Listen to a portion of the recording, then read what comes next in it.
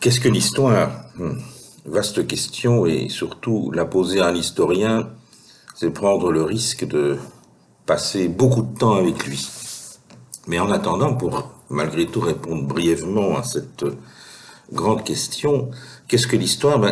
C'est d'abord une discipline en sciences humaines qui a sa procédure, ses pratiques. Sa procédure, c'est la critique historique, et donc c'est la constitution d'un corpus de connaissances, c'est la rédaction d'une narration selon certaines règles, et pour produire finalement une interprétation du passé qui est ce qu'elle est, qui est limitée, mais qui peut être contrôlée par des pairs, par des autres historiens. Et puis, l'histoire, malgré tout, elle repose sur des sources qui sont exploitées, qui sont critiquées. Et par définition, les sources du passé, elles sont lacunaires, c'est-à-dire qu'elles ne nous donnent jamais une image complète du passé. C'est par traces que ces sources remontent à la surface. Ce qu'on appelle l'histoire-connaissance est différent de l'histoire-réalité. L'histoire-connaissance, au fond, c'est un discours construit avec ce qui reste du passé, de ce que les hommes ont vécu, ont fait, et ça, c'est l'histoire-réalité. Alors, il y a un paradoxe intéressant avec l'histoire, c'est que, en tant que discipline, l'histoire, c'est aussi l'objet de l'étude de l'historien, et un objet qui est mort, qui est séparé, qui nous est distant par le fossé du temps et auquel on n'a pas directement accès. Donc, c'est assez rare finalement d'avoir des disciplines où le nom de la discipline est le même que celui de l'objet d'étude. C'est comme si on disait que l'étude des pierres s'appelle pierre. Ça brouille un peu les cartes. D'autant que le mot histoire, il est aussi utilisé pour raconter des histoires. Je veux dire, à partir du moment où je fais un récit, quel qu'il soit d'ailleurs, même s'il se porte au présent, même s'il fait une projection dans l'avenir, à partir du moment où je fais un récit, je fais une histoire. On raconte des histoires aux enfants. L'été prochain, j'espère vivre une belle histoire d'amour. Bref, la déclinaison du mot histoire en tant que récit d'écriture, eh bien, il vient aussi télescoper d'une certaine manière à la fois la définition liée à l'historien et la définition liée à la discipline historique que je viens d'évoquer. Donc, finalement, l'histoire pour un historien, c'est sa passion, évidemment, et c'est la nécessité pour lui d'intégrer ces différentes facettes du concept d'histoire pour essayer de produire, au fond, une interprétation du passé qui soit la plus cohérente possible, la plus juste possible, sachant que, évidemment, les interprétations du passé, elles peuvent être extrêmement multiples, extrêmement variées, et il y a même des écoles historiques qui ne sont pas d'accord sur le passé. Il y a des historiens entre eux qui se disputent, évidemment, mais c'est ce qui fait, je pense, la saveur et la dignité d'une discipline, bien entendu, c'est qu'il n'y ait pas de vérité historique. Il n'y ait pas de vérité historique, et au fond, le discours historien, la narration historienne, elle tend, elle tend vers une objectivité, même si l'historien est subjectif, mais elle tend vers l'objectivité, et c'est cette tension-là, c'est dans cette tension-là que réside, je dirais, la volonté scientifique de l'historien. Alors, en ce qui concerne mes romans, ce ne sont pas des romans historiques, même si je suis historien, parce que l'action de ces romans ne se déroule pas dans le passé. L'action de ces romans se déroule dans le présent, que ce soit le complot des philosophes, que ce soit la solution de Thalassa ou le secret descendance. Mais par contre, les acteurs, les personnages principaux de mes romans sont deux historiens. Et ils sont confrontés dans chaque roman à des documents et à des sources déconcertantes, parfois impensables. Et ils doivent déployer leur arsenal d'historiens pour venir à bout des énigmes. Donc ce ne sont pas des romans historiques, mais ce sont des romans historiens où je mets en perspective, au fond, la définition d'Hérodote, puisque c'est Hérodote, il y a 25 siècles, dans la lumière de la Méditerranée, qui a inventé le mot histoire, qui a forgé le mot histoire. Le mot histoire n'existait pas avant dans la langue grecque. Et il l'a forgé au 5e siècle avant Jésus-Christ, c'est-à-dire au cours de cette période où la Grèce véritablement révolutionne la pensée. C'est l'émergence du rationalisme dans tous les domaines.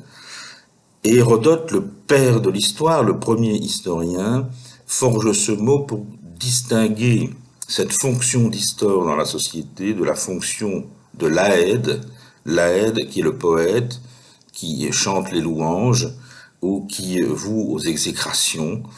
Et par conséquent, c'est une nouvelle fonction sociale dans la cité que l'histoire. Et que fait l'histoire? Que doit faire l'histoire? Eh bien, il doit faire l'historier, c'est-à-dire il doit mener l'enquête. Et le mot historien en grec, c'est le mot enquête. Et l'histoire est l'enquêteur. Par conséquent, quand on choisit des personnages pour ces romans et ces thrillers qui sont des historiens, on s'inscrit parfaitement dans la dynamique narrative du genre.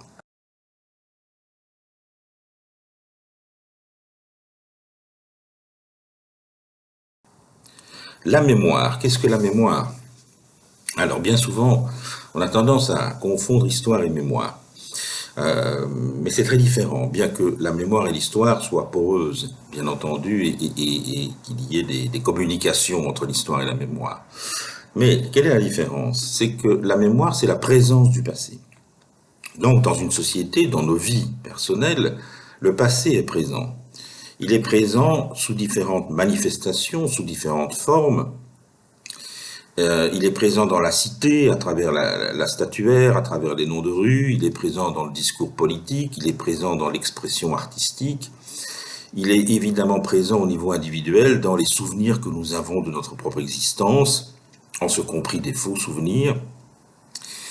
Et donc, c'est la présence du passé, une présence du passé qui a un impact très direct, très décisif sur notre représentation de la réalité. Ça, c'est une des clés de mes romans, c'est de dire la représentation de la réalité est plus puissante que la réalité elle-même. C'est-à-dire que la manière dont nous représentons les choses, eh bien, elle est directement liée à la manière dont nous représentons le passé, qui agit sur nous comme une lame de fond et qui nous fait nous représenter les autres et nous représenter nous-mêmes d'ailleurs par rapport aux autres en résonance avec le passé. Cette présence du passé, c'est aussi un objet d'étude. On étudie la mémoire et l'historien peut étudier la mémoire comme objet d'étude. Ça a commencé déjà avec différents auteurs dont certains sont beaucoup plus connus que d'autres, comme Pierre Nora, par exemple, en France, avec les fameux lieux de mémoire, une référence, une notion, un concept qui s'est largement développé aujourd'hui. On est au début des années 90 quand on forge cette expression de lieu de mémoire. Le concept lieu de mémoire entre dans le dictionnaire Larousse en 1993, donc c'est assez récent. Mais aujourd'hui, je dirais que la présence de la mémoire dans notre culture, elle est extrêmement diversifiée et variée. Alors c'est un objet d'étude comme un autre pour l'historien, mais il n'est pas non plus tout à fait le même que d'autres sujets. Dans mes romans, très clairement, la question de la mémoire est transversale dans les 3 romans. Et cette question, elle détermine les personnages à être confrontés, si je puis dire, donc aussi à des énigmes, mais aussi à, je dirais, des défis et à des questions de manipulation liées à la mémoire qui peuvent être qui peuvent être une source d'inspiration tout à fait significative. Alors l'histoire, c'est pas la même chose puisque l'histoire c'est le récit du passé fait par des historiens et au demeurant la mémoire existe sans les historiens. Tandis que l'histoire en tant que narration, elle n'existe pas s'il n'y a pas d'historien. Et surtout, l'histoire, c'est pas la présence du passé, c'est le fait d'aller dans le passé pour comprendre comment les hommes ont vécu autrefois. Donc, si vous voulez, la mémoire, c'est une dynamique qui est la remontée du passé vers le présent, tandis que l'histoire, c'est la plongée depuis le présent vers le passé de la part d'un historien, qui doit, je dirais, arpenter le passé, qui doit se rendre dans le passé, littéralement, en essayant de se déshabiller de sa propre sensibilité, de ses propres influences, de son propre contexte de vie. Il doit faire abstraction de cela, il ne peut pas le faire complètement, il y va aussi avec sa subjectivité, mais on est dans une dynamique différente. L'histoire part du présent vers le passé, la mémoire part du passé vers le présent. Alors, les enjeux de la mémoire, ils sont considérables. On peut le voir tout le temps, en fait, à travers notre actualité. Dernièrement, on a pu le mesurer avec l'enjeu de la statuaire, par exemple, et les différentes polémiques autour de cette question. La mémoire est véritablement, je dirais, un acteur agissant. Et donc, puisque c'est un acteur agissant, comme je viens de le dire, on peut en faire un personnage de roman. On peut en faire un personnage de roman ambigu, négatif, positif. Bref, en ce qui me concerne, dans les trois romans, c'est un acteur. Dans le complot des philosophes, qui était autrefois la source S, la mémoire, c'est l'examen de sa puissance en matière de représentation du passé. Au fond, est-ce qu'on peut construire une vérité à travers la mémoire, la transmission de la mémoire, sans qu'il y ait, je dirais, de fondement historique? La solution Thalassa, c'est la mémoire quand elle est trafiquée, la mémoire quand elle est fake news, la mémoire quand elle est instrumentalisée, et de manière assez perverse dans la solution Thalassa, pour, je dirais, des projets qui peuvent être criminels. Et dans le secret descendance, on est plus avec une mémoire vive, c'est-à-dire la mémoire familiale. La transmission de la mémoire familiale est parfois inconsciente. Et puis, on est avec une mémoire proche également, une mémoire de proximité en termes générationnels, puisque la mémoire dont il est question dans Le secret descendance nous amène en Argentine dans les années 1970-1980, entre 1976 et 1983, au moment de la dictature militaire. Donc la mémoire, elle est polymorphe et elle est incontournable, inévitable. On ne peut pas la nier parce que sans la mémoire, c'est l'amnésie et donc la perte d'identité. Il y a un lien très fort, très serré entre la mémoire et l'identité. Donc on ne peut pas contourner la mémoire. Parfois, il faut l'assumer et parfois, il faut l'affronter.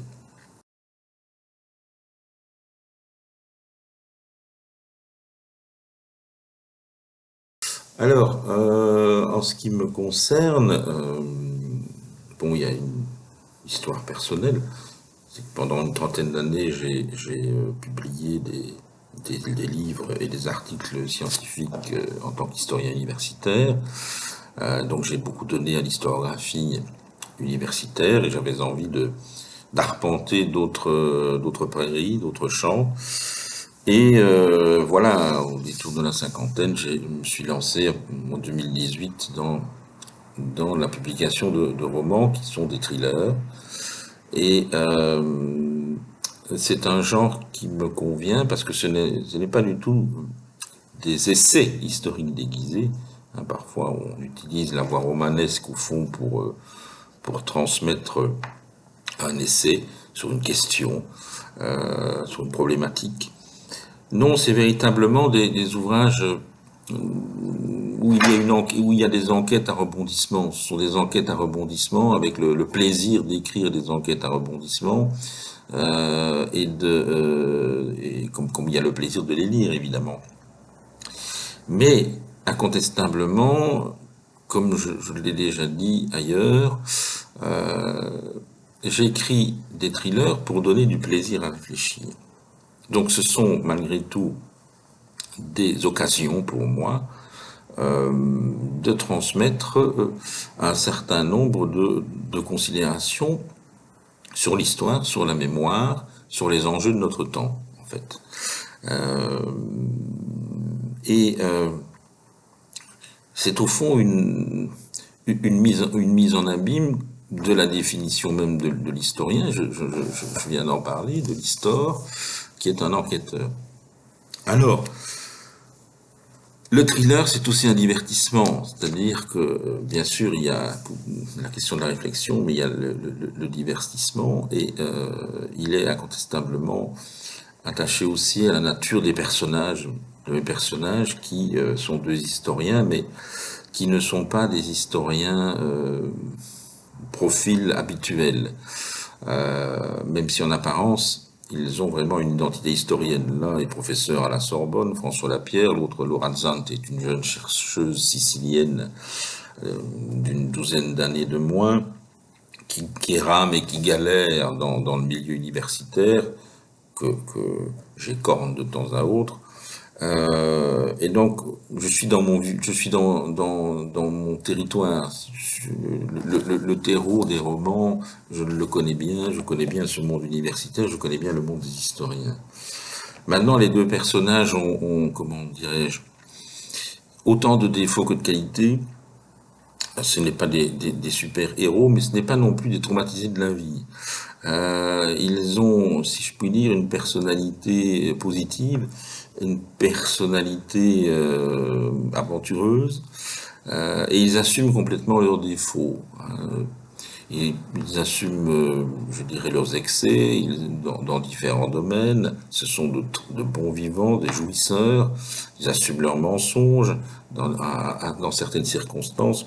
Donc ce n'est pas des animaux dénaturés, ce n'est pas des personnages, je dirais, un peu à la Tintin, sans offenser les amis de Tintin, bien entendu, mais ils me comprendront.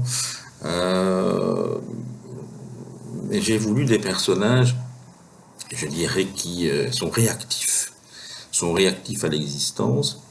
Et en particulier, il y a un élément dans mes romans, c'est que il y a beaucoup de place à la gastronomie, il y a une place à la sexualité, et je pars du principe que la jouissance fait partie de la réflexion et fait partie de la capacité de raisonner, et on peut défendre la raison, donner une place importante à la raison face à l'irrationnel, en y associant à la raison la jouissance.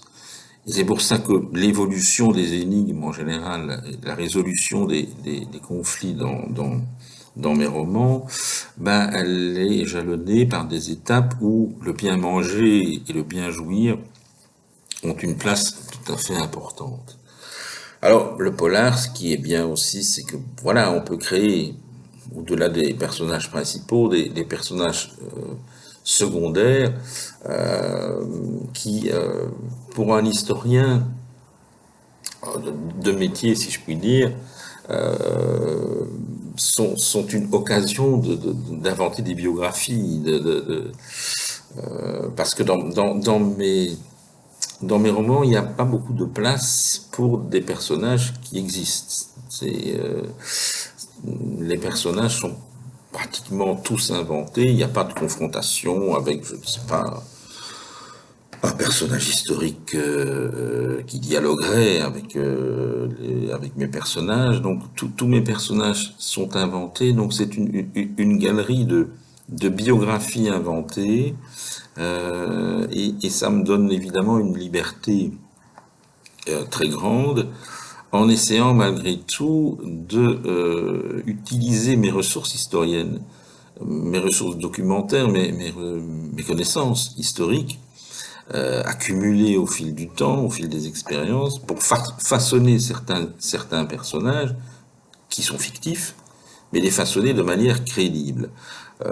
Dans Le Secret Descendance, le dernier roman, on est en Argentine, notamment avec des personnages qui ont eu des rôles, je dirais, sous la dictature.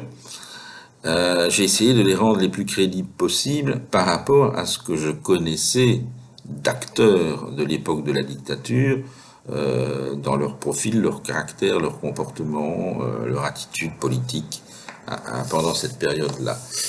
Donc, j'utilise à ce niveau-là mon passif historien pour nourrir l'histoire et nourrir l'intrigue, y compris évidemment dans ma manière de façonner mes personnages.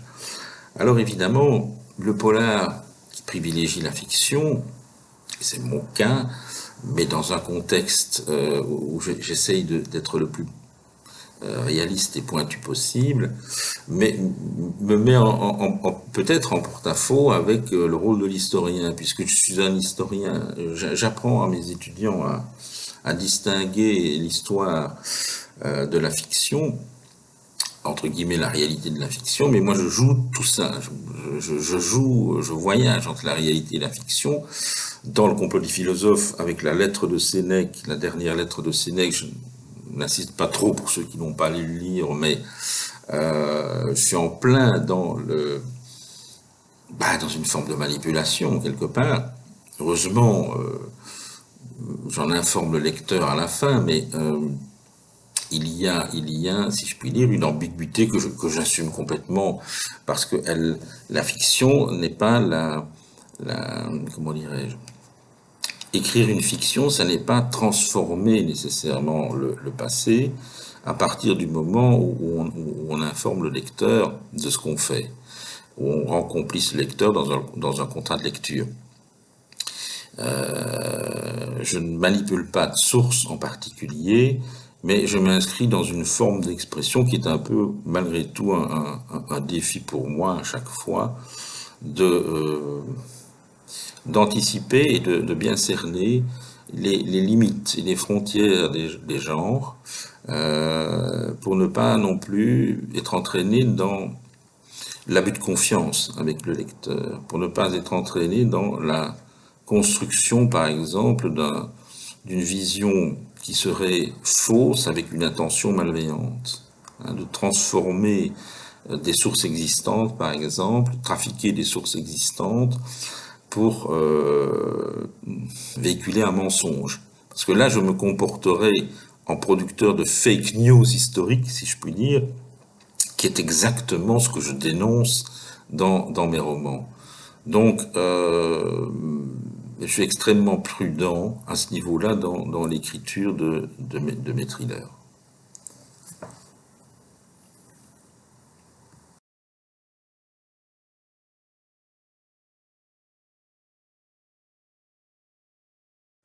Alors je crois que le polar peut jouer un rôle très important dans la question du devoir de mémoire.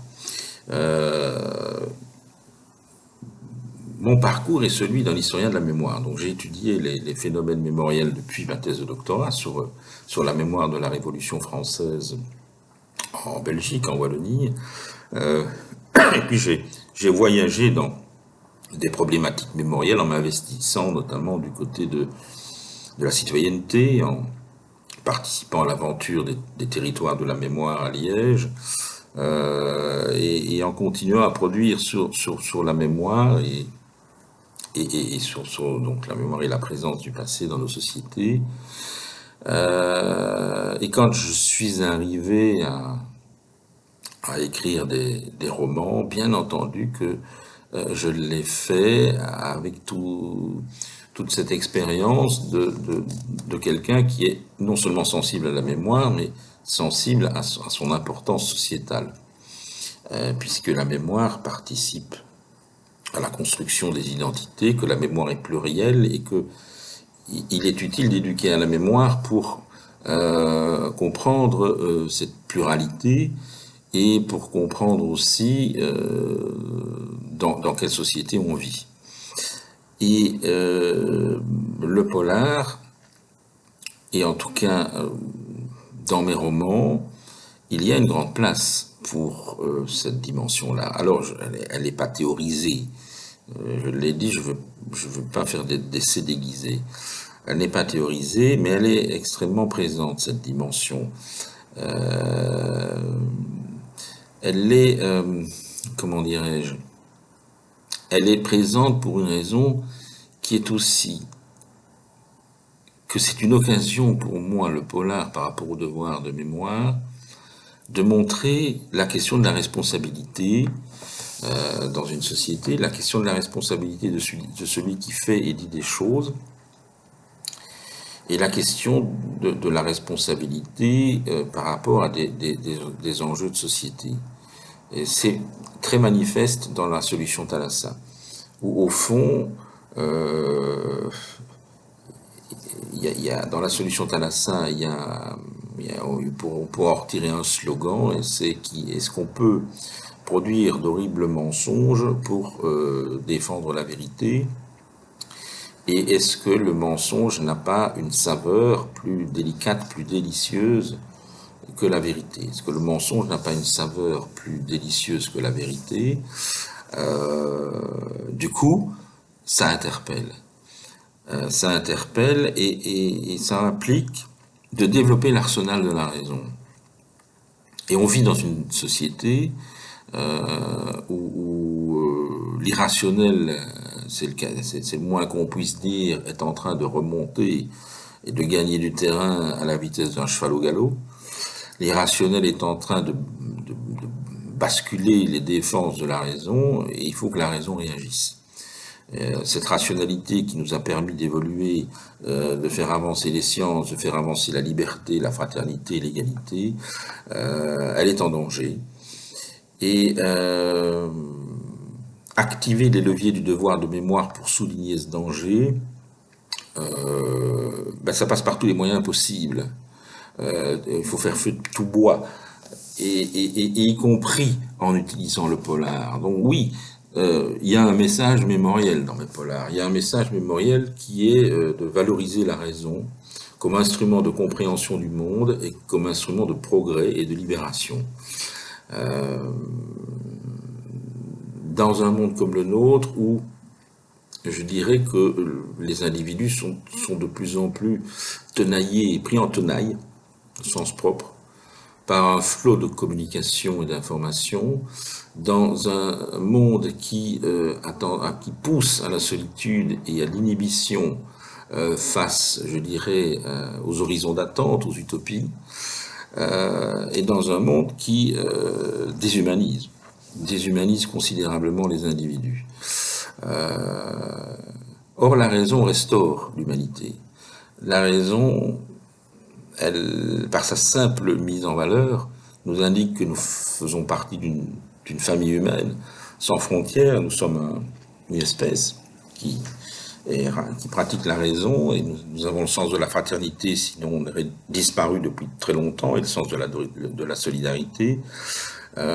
Et par conséquent, et nous pouvons tirer profit par notre raison des expériences du passé, souvent qu'elles soient expériences heureuses ou malheureuses. Par conséquent, mes héros dans les romans rappellent par leurs attitudes, par leurs actions, ce constat. Parce que, évidemment, je ne le théorise pas dans le roman, sinon ce ne serait plus un roman, mais je les mets en situation pour qu'ils expriment ça par le biais d'une narration romanesque. Et c'est pourquoi ce sont des héros positifs, et ce sont des héros qui ne sont pas parfaits, et ce sont des héros qui, je dirais, qui n'enregistrent pas des victoires totales. Dans chacun de mes romans, la fin laisse une ambiguïté, voire une porte ouverte à la défaite. Bon, les romans se terminent bien, je rassure un peu les lecteurs. D'ailleurs, mes deux personnages sont toujours vivants, et la vie, c'est quand même la clé. Mais la victoire est toujours un petit peu douce amère. Alors, certains lecteurs repèrent ça, d'autres moins, peu importe, chacun aborde un roman avec sa sensibilité, mais la victoire douce amère me semble représentatif de l'histoire de la raison, où à chaque fois que des victoires sont engrangées, je dirais que de nouveaux dangers pèsent sur elles, de nouveaux défis et de nouvelles défaites. C'est un phénomène qui illustre la puissance de l'irrationnel, de facto et en contrepoint. De nouveau, cette puissance de l'irrationnel qui n'est jamais que la manifestation de la puissance tout court, n'est jamais que la manifestation de l'oppression et de la manipulation de l'autre, n'est jamais que la manifestation, je dirais, d'une force qui se veut supérieure sur un monde qui serait à soumettre.